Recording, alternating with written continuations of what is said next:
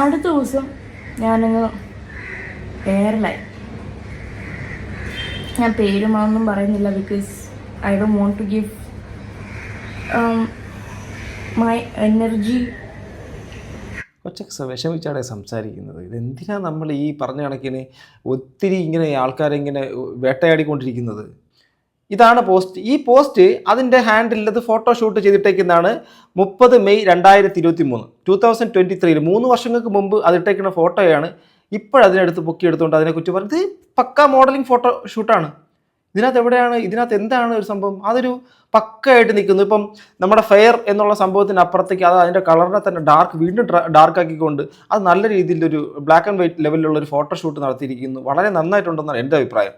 ഇതിനെ എന്ത് കുറ്റം പറയാതിരിക്കുന്നു? അതൊരു ഫോട്ടോഷൂട്ടായിരുന്നു. ഹലോ ഗൈസ്, വെൽക്കം, വണക്കം. നീ ഷഫീന ബീവിയുടെയൊക്കെ ഗ്യാങ്ങിൽപ്പെട്ട ആളല്ലടാ. നീ ഇത് കണ്ടിട്ടൊന്നും പ്രതികരിക്കാത്ത എന്താടാ? ആ കൊച്ചിനെ കുറിച്ച് പറഞ്ഞത് കേട്ടിട്ടില്ലടാ എന്നൊക്കെ പറഞ്ഞിട്ട് കുറേ സംഭവം. ഞാൻ ആരുടെയും ഗ്യാങ്ങിലും അല്ല, ആരുടെയും പക്ഷം പിടിച്ചിട്ട് നിൽക്കുന്നുമില്ല. അവർക്ക് അവരുടെ അഭിപ്രായമുണ്ട്, എനിക്ക് എൻ്റെ അഭിപ്രായമുണ്ട്. എല്ലാം സ്വതന്ത്രമായിട്ട് പറയുന്ന പ്ലാറ്റ്ഫോമിൽ എല്ലാവരും അവരുടെ ഇഷ്ടം പോലെ വീഡിയോസൊക്കെ ചെയ്യുന്നു.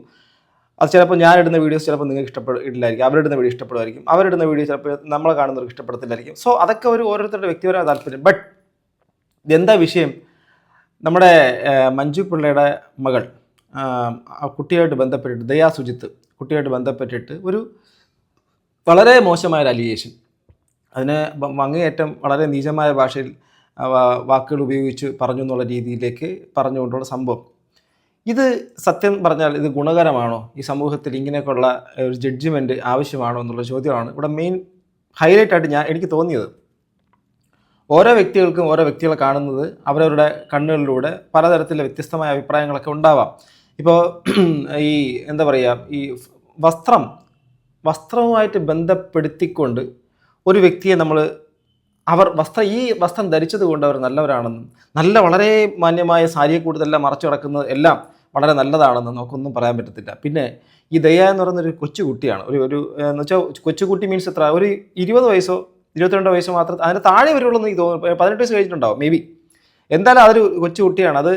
അത് ഇത്രയും മോശമായ വാക്കുകളൊന്നും അത് അർഹിക്കുന്നില്ല എന്ന് ഞാൻ ആദ്യമേ തന്നെ പറഞ്ഞുകൊണ്ട് തന്നെ ഈ വീഡിയോ തുടങ്ങാൻ പോവുകയാണ്. അതിനൊന്നും ഇങ്ങനെയൊക്കെ വളരെ മോശം പദപ്രയോഗമൊക്കെ ഇങ്ങനെയൊക്കെ പറയുന്നത് ഒട്ടും നല്ലതല്ല, ഒട്ടും ശരിയല്ല. നമ്മുടെയൊക്കെ വീടുകളിലും പെൺകുട്ടികളൊക്കെ ഉള്ളതാണ്. അവരവരുടെ ഇഷ്ടങ്ങൾക്ക് അവർ ജീവിച്ചു പോട്ടെ, അവരുടെ ആഗ്രഹങ്ങൾക്ക് ഒരു വസ്ത്രം ധരിച്ചോട്ടെ. മോഡലിംഗ് ഇഷ്ടപ്പെടുന്ന കുട്ടികളുണ്ട്, റാംബോ വാക്കിന് താല്പര്യമുള്ള പിള്ളേരുണ്ട്, ന്യൂഡ് ഫോട്ടോഗ്രാഫി അടക്കമുള്ള സംഭവങ്ങൾ ഇഷ്ടപ്പെടുന്നതും അതുമായിട്ട് ബന്ധപ്പെട്ടുള്ള പ്രൊഫഷണൽസ് ഉണ്ട്. അതുമായിട്ട് ബന്ധപ്പെട്ടുള്ള ഫോട്ടോഗ്രാഫേഴ്സിനെയൊക്കെ വെയിറ്റ് ചെയ്ത് കാത്തിരുന്ന് ചെയ്യുന്ന കാലഘട്ടമാണ്. സോ അതുകൊണ്ടൊന്നും ഇത് ഈ ലോകത്തിൻ്റെ സമൂഹത്തിൻ്റെ സാമൂഹിക വ്യവസ്ഥയൊന്നും തകർന്ന് തരിപ്പണമാവത്തൊന്നുമില്ല.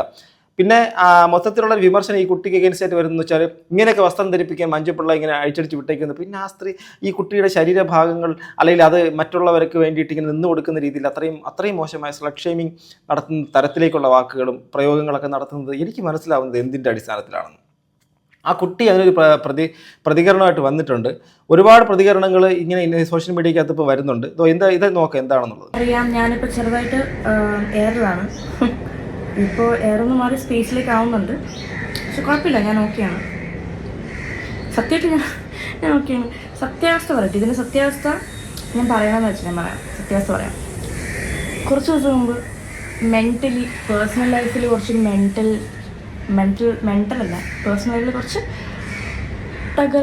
തകർച്ച വന്നു. പേഴ്സണൽ ലൈഫ് അങ്ങനെയുള്ള അപ്സ് ആൻഡ് ഡൗൺസ്. അപ്പോൾ ഡൗണിലായിരുന്നു ഞാൻ. ആ സമയത്ത് ഞാൻ വിചാരിച്ചു for the first time I will take Instagram break. ഒരു ഇൻസ്റ്റാഗ്രാം ബ്രേക്ക് എടുത്ത്, കാരണം I don't want to have the burden of posting every day and making you guys happy. I don't want that. Usually most of the time I do that. I take the initiative to post to make you happy. കൊച്ചു കുട്ടിയാടേ, എൻ്റെ പ്രായം വെച്ചിട്ട് എനിക്കത് പറയാം. അതൊരു കൊച്ചു കുട്ടിയാണ്. എൻ്റെ സംസാരവും എൻ്റെ വേ ഓഫ് ടോക്കിംഗ് ഒക്കെ നോക്ക്. അത് അതിൻ്റെ ഇഷ്ടങ്ങളിലൂടെ സഞ്ചരിക്കാൻ ആഗ്രഹിക്കുന്ന, പറക്കാൻ ആഗ്രഹിക്കുന്ന നിങ്ങൾ നോക്കൂ. നമ്മുടെ ഇവിടെ സ്റ്റാറ്റിക്സ് പ്രകാരം ഇവിടെ ജീവിക്കുന്ന കുട്ടികളിൽ ബഹുഭൂരിപക്ഷ ആൾക്കാർ ഈ നാട് വിട്ടുപോകാൻ ആഗ്രഹിക്കുന്നു. കാരണം എന്തെന്നറിയാമോ? നമ്മൾ മറ്റ് പല മതത്തിൻ്റെ പേരിൽ, രാഷ്ട്രീയ ചിഹ്നങ്ങളുടെ പേരിൽ, മറ്റ് പലതിൻ്റെ പേരിലും ഒരു തരം കുട്ടികളെയൊക്കെ അവരുടെ സ്വാതന്ത്ര്യത്തിൽ അടിച്ചമർത്തുന്ന ഒരു തരത്തിലേക്ക് മാറിയിട്ടുണ്ട്. എന്തിനാണെന്ന് അവർ ഈ വസ്ത്രം ധരിപ്പിക്കാൻ നമ്മൾ നടക്കുന്നത്? അവരിഷ്ടമുള്ള വസ്ത്രം ധരിക്കട്ടെ. ഇനി ഈ കുട്ടി ഇട്ടേക്കുന്ന പോസ്റ്റ്, ഈ മറ്റേ ഫോട്ടോ എന്ന് പറയുന്ന പർട്ടിക്കുലർ ഫോട്ടോ ഞാൻ കണ്ടിട്ടുണ്ട്. ഞാനത് എടുത്ത് കാണിച്ചു തരാം. നിങ്ങൾക്കൊക്കെ അത് കണ്ടിട്ട് എന്തോ തോന്നി? ഞാൻ സീരിയസ്ലി പറയാം, ഇൻസ്റ്റാഗ്രാമിൻ്റെ അകത്തൊക്കെ ഇതിൻ്റെ അപ്പുറത്താണ് കാണുന്നത് ഓരോന്ന്. അത് വെച്ച് നോക്കിയിട്ട് ഈ കുട്ടി എന്തോ ചെയ്ത് ദയാ സുജിത്ത് അവിടെ, ദയാ സുജിത്ത്, യെസ്, ഞാൻ ഈ പറഞ്ഞ ആ കുട്ടി ഇട്ടേക്കുന്ന പോസ്റ്റ്, ഇതാണ് പോസ്റ്റ്. ഈ പോസ്റ്റ് അതിൻ്റെ ഹാൻഡിൽ അത് ഫോട്ടോഷൂട്ട് ചെയ്തിട്ടേക്കുന്നതാണ് 30 മെയ് 2023, 2023, 3 വർഷങ്ങൾക്ക് മുമ്പ് അതിട്ടേക്കുന്ന ഫോട്ടോയാണ്. ഇപ്പോഴതിനെടുത്ത് പൊക്കിയെടുത്തുകൊണ്ട് അതിനെക്കുറിച്ച് പറഞ്ഞത് പക്ക മോഡലിംഗ് ഫോട്ടോ ഷൂട്ടാണ്. ഇതിനകത്ത് എന്താണ് ഒരു സംഭവം? അതൊരു പക്കയായിട്ട് നിൽക്കുന്നു. ഇപ്പം നമ്മുടെ ഫെയർ എന്നുള്ള സംഭവത്തിന് അപ്പുറത്തേക്ക് അത് അതിൻ്റെ കളറിനെ തന്നെ വീണ്ടും ഡാർക്ക് ആക്കിക്കൊണ്ട് അത് നല്ല രീതിയിലൊരു ബ്ലാക്ക് ആൻഡ് വൈറ്റ് ലെവലിലുള്ള ഒരു ഫോട്ടോഷൂട്ട് നടത്തിയിരിക്കുന്നു. വളരെ നന്നായിട്ടുണ്ടെന്നാണ് എൻ്റെ അഭിപ്രായം. ഇതിനെ എന്ത് കുറ്റം പറയാതിരിക്കുന്നു? അതൊരു ഫോട്ടോഷൂട്ടായിരുന്നു.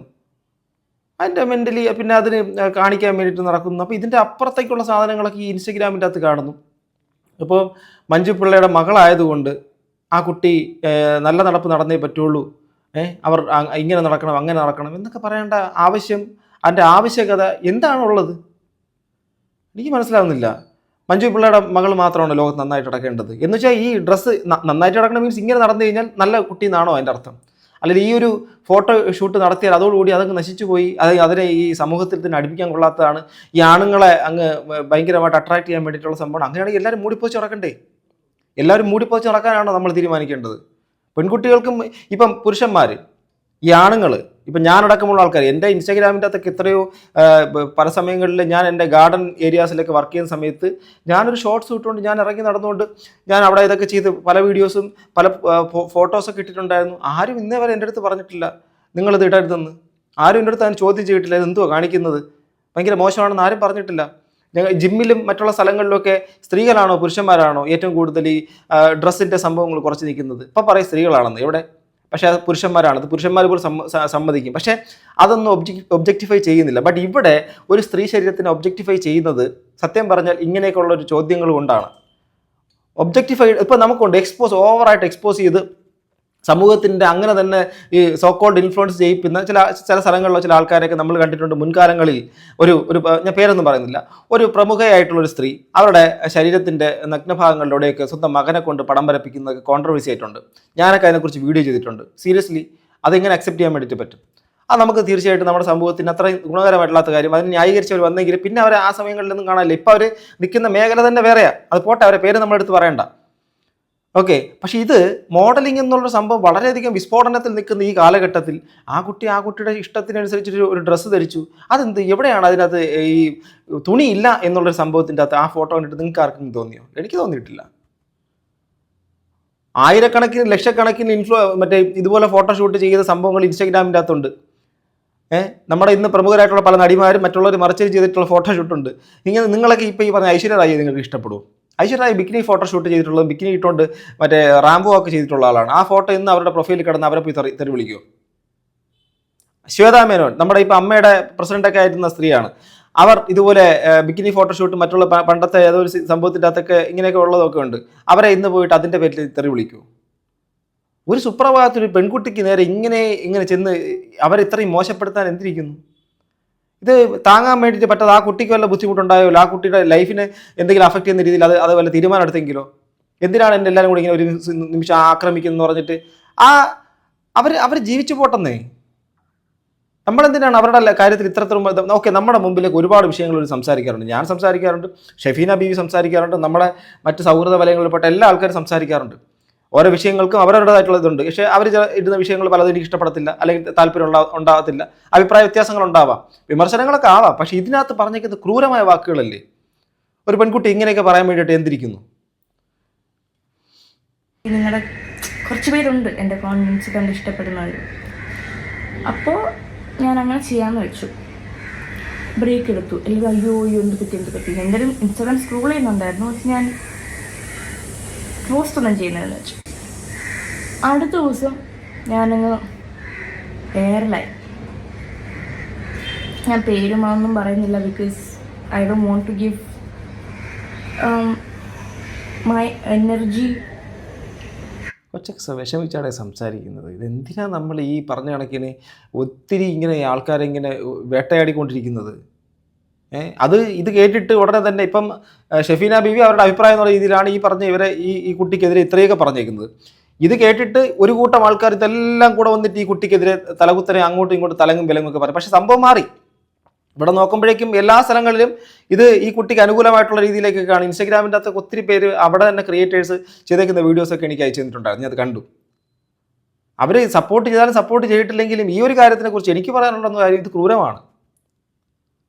ഒരു പെൺകുട്ടിയുടെ ലൈഫിനെയാണ് ഇതിവിടെ ഭയങ്കരമായിട്ട് ചോദ്യം ചെയ്യാൻ വേണ്ടി ഇട്ട് കൊടുക്കുന്നത്. അത് 2023 ചെയ്ത് അന്ന് കണ്ടിട്ട് അന്ന് ചെയ്തതിന് പകരം ഇന്നൊരു 3 വർഷത്തിന് ശേഷം ഇപ്പോൾ പറയുന്നു ഇവർക്ക് തുണിയൊന്നും ഇല്ലേ എന്നൊക്കെ പറഞ്ഞിട്ട് അവളുടെ ശരീരം മറ്റോ പുതുക്കാൻ. എന്തൊക്കെ വാക്കുകളത്.